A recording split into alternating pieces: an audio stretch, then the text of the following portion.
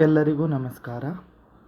ಇವತ್ತಿನ ವಿಡಿಯೋದಲ್ಲಿ ಕರ್ನಾಟಕ ರಾಜ್ಯದಲ್ಲಿ ಟ್ರೆಂಡಿಂಗಲ್ಲಿರುವಂಥ ಸುದ್ದಿ ಶಿಕ್ಷಕರ ನೇಮಕಾತಿ 12,000 ಪ್ಲಸ್ಸು 5,000 17,000 ಪ್ಲಸ್ ಹುದ್ದೆಗಳ ನೇಮಕಾತಿಗೆ ಅಧಿಸೂಚನೆ ಇನ್ನೂ ಬರಬೇಕಾಗಿದೆ.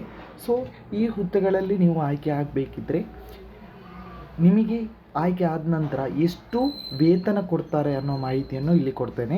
ಇಲ್ಲಿ ನಾನು ಪರ್ಟಿಕ್ಯುಲರ್ ಆಗಿ GPSTR ಅಂದರೆ ಗ್ರ್ಯಾಜುಯೇಟ್ ಪ್ರೈಮರಿ ಸ್ಕೂಲ್ ಟೀಚರ್ಗೆ ಎಷ್ಟು ವೇತನ ಇರುತ್ತೆ ಅನ್ನೋದನ್ನು ಈ ವಿಡಿಯೋದಲ್ಲಿ ನಿಮಗೆ ತಿಳಿಸ್ತಾ ಹೋಗ್ತೇನೆ. ಯಾರೆಲ್ಲ ಈ ವಿಡಿಯೋವನ್ನು ನೋಡ್ತಿದ್ದೀರಾ ಇನ್ನೂ ನಮ್ಮ ಚಾನಲ್ಗೆ ಸಬ್ಸ್ಕ್ರೈಬ್ ಆಗಿಲ್ಲ ಅವರು ಈ ಚಾನಲ್ಗೆ ಸಬ್ಸ್ಕ್ರೈಬ್ ಆಗಿ ಇನ್ನೂ ಹೆಚ್ಚಿನ ಮಾಹಿತಿಗಳನ್ನು ಈ ಚಾನಲಲ್ಲಿ ನಿಮಗೆ ಕೊಡ್ತೀವಿ ಅಂತ ಹೇಳ್ತಾ ಸಬ್ಸ್ಕ್ರೈಬ್ ಮಾಡ್ಕೊಳ್ಳಿ ಅಂತ ಹೇಳ್ತಾ ಬನ್ನಿ ಇವತ್ತಿನ ವಿಡಿಯೋವನ್ನು ಶುರು ಮಾಡೋಣ. ಕರ್ನಾಟಕ ರಾಜ್ಯ ಸರ್ಕಾರದಲ್ಲಿ ಸಾರ್ವಜನಿಕ ಶಿಕ್ಷಣ ಇಲಾಖೆಯಲ್ಲಿ ಖಾಲಿ ಇರುವ ಟೀಚರ್ಸ್ ನೇಮಕಾತಿಗೆ ಇನ್ನು ಅಧಿಸೂಚನೆ ಬೀಳಬೇಕಾಗಿದೆ.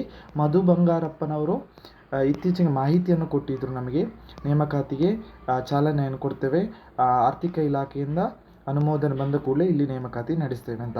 ಇನ್ ಕೇಸ್ ನೀವು ಆಯ್ಕೆ ಆದರೆ ಈ ಹುದ್ದೆಗಳಲ್ಲಿ ನೀವು ಆಯ್ಕೆ ಆದರೆ ಸೊ ನಿಮಗೆ ಎಷ್ಟು ವೇತನ ಇರುತ್ತೆ ಅನ್ನೋದನ್ನು ಈ ವಿಡಿಯೋದಲ್ಲಿ ನಿಮಗೆ ತಿಳಿಸ್ತಾ ಹೋಗ್ತೇನೆ ಡೀಟೇಲ್ ಆಗಿ.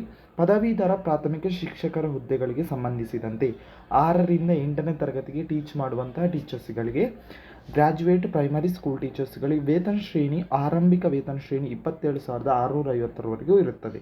ಸೊ ಅದು 52,650ವರೆಗೂ ಹೋಗುತ್ತದೆ.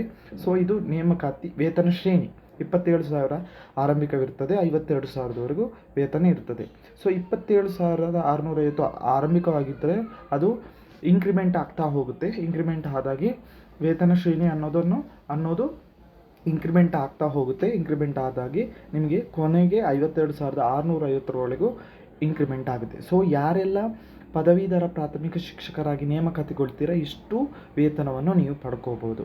ಸೊ ಇದು ಸರ್ಕಾರದಿಂದ ಇರುವಂತಹ ಒಂದು ಮಾಹಿತಿ.